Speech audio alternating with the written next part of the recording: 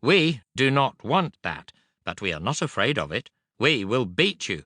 Our missile production is on a conveyor belt."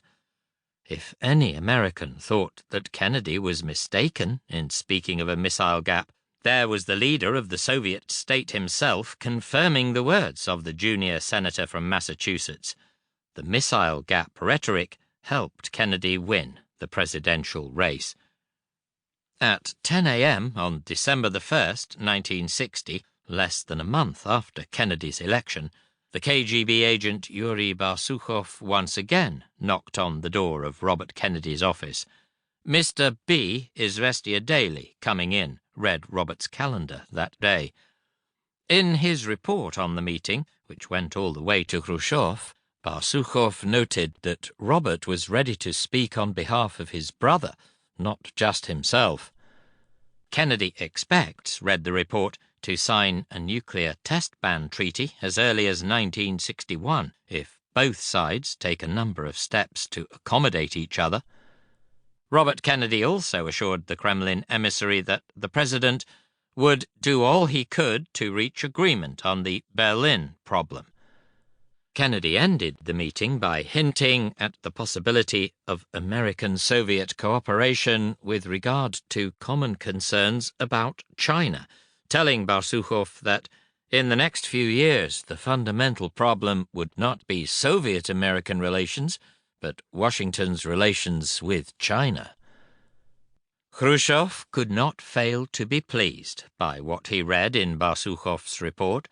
On January the 21st, 1961, the day after Kennedy's inauguration, he ordered the publication of the young president's inaugural address in the Soviet media. He also did something that he had refused to do for Eisenhower, releasing 2 American pilots then in Soviet custody.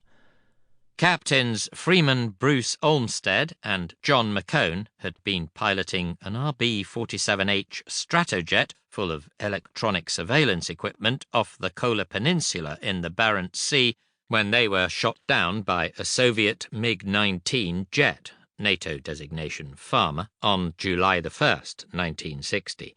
Now they were free. Kennedy announced the release of the pilots on January the 25th at the first presidential press conference ever to be televised. He basked in national attention and approval when, on January the 27th, he greeted the returning pilots with their happy wives on their arrival at Andrews Air Force Base. Khrushchev believed that the young president owed him his victory and expected something in return. "We helped elect Kennedy," he declared in the summer of 1961 to a group of Soviet political leaders and scientists. "It can be said that we elected him." Khrushchev wanted a summit meeting as soon as possible in order to assess his opposite number in Washington. Instead of toppling any hopes of a high-level summit, the Cuban debacle only whetted Khrushchev's appetite for it.